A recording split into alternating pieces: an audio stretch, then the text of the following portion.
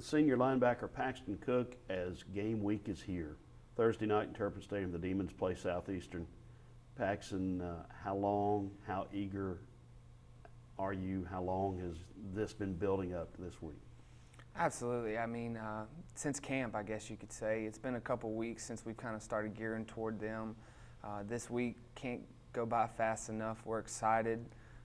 We're happy to see that there's some changes going on in the stadium as we speak, giving it a facelift. And I think that the fans, when they come out, they're going to see a transformed stadium as well as a transformed team that's ready to take care of business Thursday and then throughout the rest of the season. Let's talk about Southeastern. Obviously, they've had at least a share of the last two conference championships. Suddenly a winning culture in Hammond. That's the nearest school, nearest your hometown of Baton Rouge.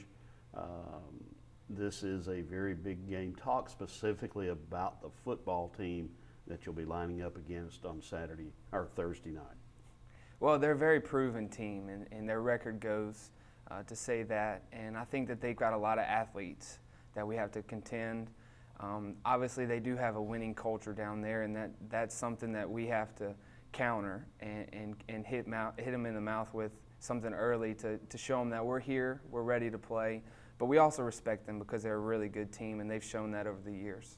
Okay, what about the Demons? What makes the difference in getting over the hump? Had a very good team last year, won some close games, didn't win some close games. What gets you guys over the hump in 2015?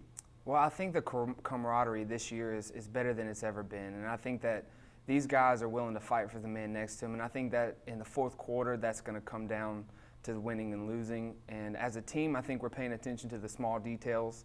We have been all camp. We're going to do that the rest of the practice week.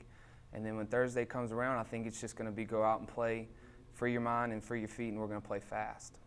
Last year, the Purple Swarm defense forced a ton of turnovers. This year, you've got just three guys back who were starters full-time last year. You're one of the guys who has starting experience, who's back. How does a young defense measure up to last year and perhaps exceed it?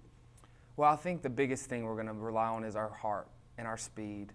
And I think that's going to bring turnovers. Like you said, we created a lot of turnovers last year, and that's going to be a big difference for us again this year in tackling. I think we have to tackle well. This is the first game. This is going to be the first time we're tackling somebody in a different color jersey.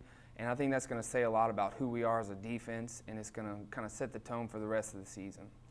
Okay, and you mentioned jerseys. You'll be wearing white jerseys at home, white helmets for the first time since 2001 at home.